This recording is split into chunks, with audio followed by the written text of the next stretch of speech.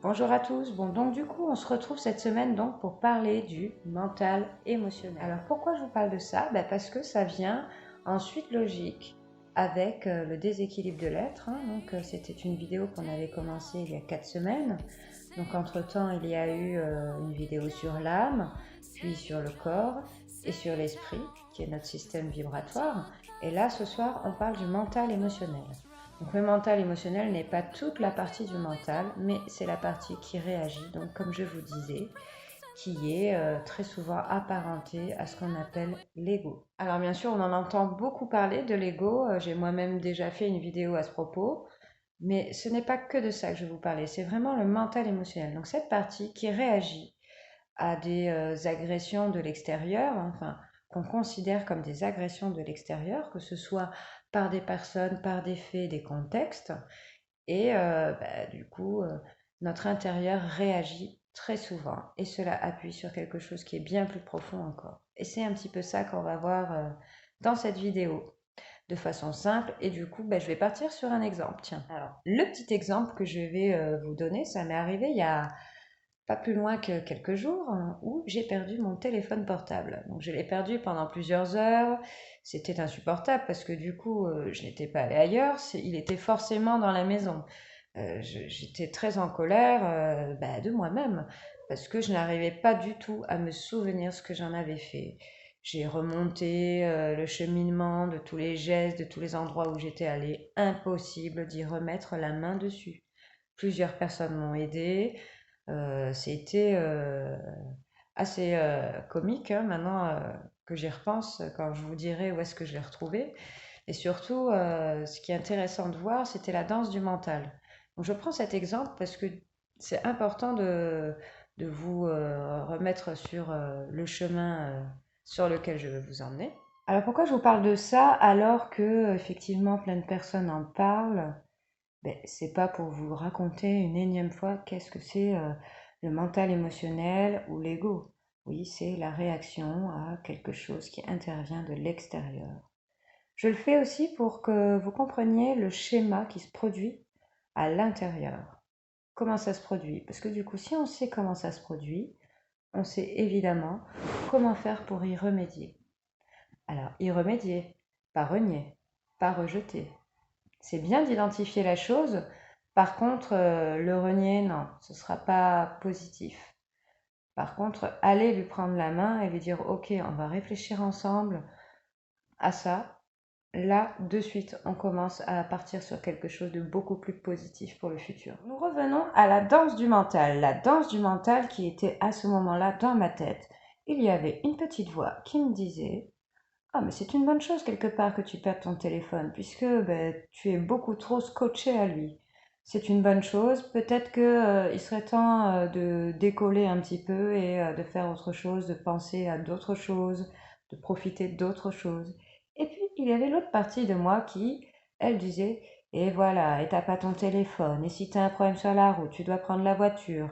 Et voilà, comme d'habitude, tu ne sais pas où tu mets tes affaires. Qu'est-ce que tu es tête en l'air? Tu ne prends pas assez de temps pour toi. Voilà, en gros, cette autre partie de moi me faisait des reproches.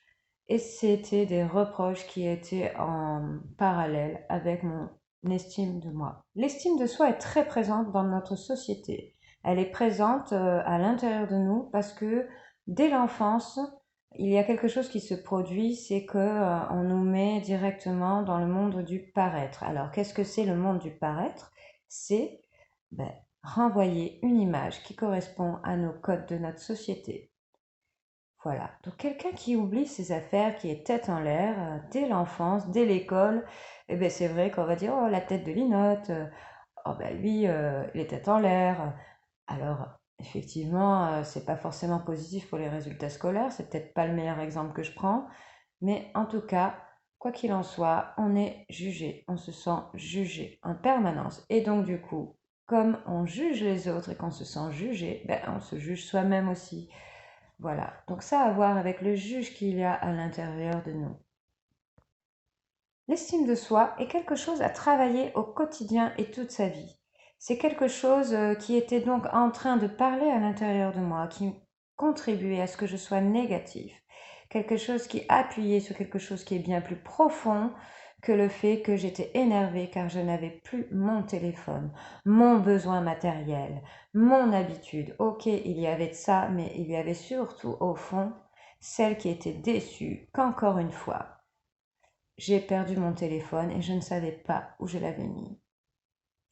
Mais ce qui est bon, c'est que vous avez vu que de l'autre côté, il y avait celle qui disait bah, c'est une bonne chose, faut pas forcer les choses, si tu perds ton téléphone, bah, c'est qu'il y a une bonne raison. Alors la pensée qui relativise en nous, celle-ci, bah, c'est justement celle-là qui va aller rassurer cette autre partie qui réagit mal.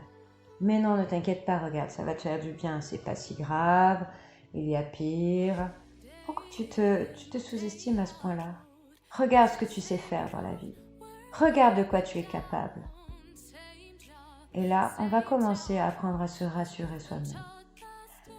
Donc, ce n'est pas renier cette pensée qui est négative envers vous.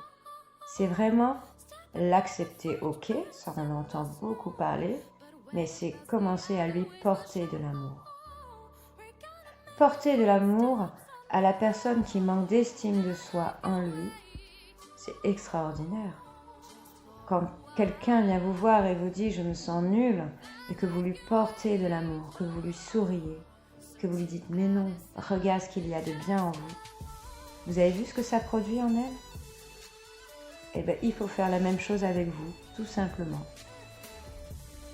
Voilà, donc le petit exemple, c'était pour vous donner une petite idée de quelque chose de très très simple qui se produit au quotidien.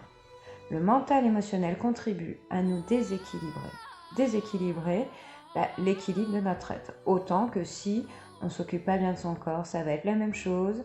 Si on ne trouve pas des moments pour être au présent, pour prendre plaisir à ressentir tout ce qu'il y a en nous, notre âme, notre énergie autour qui ressent notre corps et notre mental, nos pensées et même celles qui sont tristes, celles qui souffrent. Et bien voilà, ça contribue à être déséquilibré.